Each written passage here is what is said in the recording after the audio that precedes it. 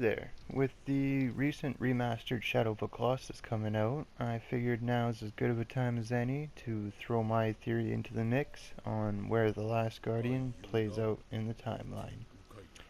First though, I'm going to mention how I'm going to link down below in the description a Max Durat who does a much better job of connecting the worlds, much better job than I do of connecting the worlds, and goes way more in depth explaining the overarching themes such as colorization, thematic events, and other similarities, whereas I'm going to go for the much larger ones that help influence my point, and the point that I would like to raise, which is that I think that little boy right there is Emon the Shaman.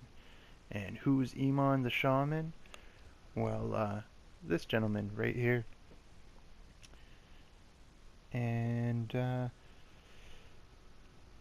that the game has all sorts of links that actually suggest that this game plays out in the overarching timeline due to some similar themes,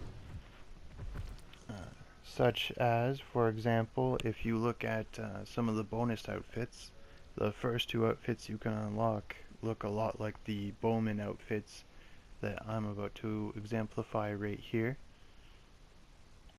Then there's the Warrior's outfit, which is a great recreation of Wander's outfit from Shadow of a Colossus. And then there's the Horned outfit, which has the poncho that Lord Emon was wearing, but it also has the head wrap, the orange shirt, and the similar colors as Aiko's outfit, and is kind of a great recreation of that, and a pretty accurate one at that. Also, most shamans are pretty knowledgeable of occult-like symbolism, and are oftentimes marked by the very same occult-like symbolism, similar to, say, the boy here, who was eaten by Trico and then once regurgitated was given some sort of symbolistic marking all over his arms and legs and body and part of his face due to some sort of mystical bond that the two of them seem to share in this moment after it was freed from whatever control. In an event that would be later on referred to as being among the chosen.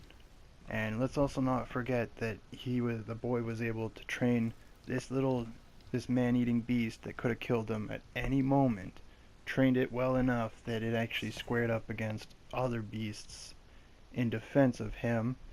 And on top of that, the first-hand experience of dealing with occult-like symbolism and mysterious mystic type of beings, say for example like the shadow people, the armored shadow people, or the giant eye, or like the evil Tricos. Not to mention that he managed to find the Master of the Valley, this little magical orb that was shooting out all sorts of magic, controlling the beasts, and shooting out all sorts of symbolistic runes like those, casting spells in the process. After defeating that, which subsequently defeated the army of Tricos, he was then later on brought back to his village by the same Trico who kidnapped him. And I wish I kept this little part of the video, but he also has enough power within him, like power over Trico, to, in that moment where he's like barely alive and not even conscious, to still tell it to leave for its own safety, and it leave for its own safety. But even right here actually kind of tells me a little bit too that it could be Emon, because, and now this is granted a little hard to prove currently because the old footage is extremely grainy, and all old pictures, as you've seen earlier, are pretty grainy, and it's pretty difficult to see the face or see the beard, but I think it kind of looks like that Emon has a beard, and the boy grown up as an old man happens to have the beard.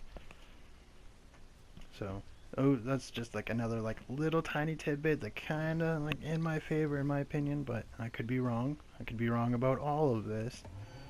But the final tiniest little thing is the fact that the mask that Emon wears has an almost cat-like features. It's got like an almost cattish nose, and just like the smoothness and like the physique of the mask kind of reminds me of like a horned cat, which reminds me because the top part of the mask has like a bit of horns.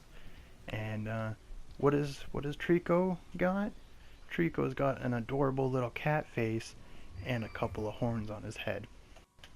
And in my opinion, a slight reinforcement, doubling down on those horns on the mask that somewhat resembles a cat, is the fact that they're short horns. They're not like giant men, like devil, goat horns wrapping around the ear. It's like these little nub type of horns, like they were recently broken and are only slightly grown back. But that's just my opinion, my speculations, and my thoughts. Why don't you let me know what you think in the comment section down below, and have yourself a good day, evening, or whenever the hell you watch this.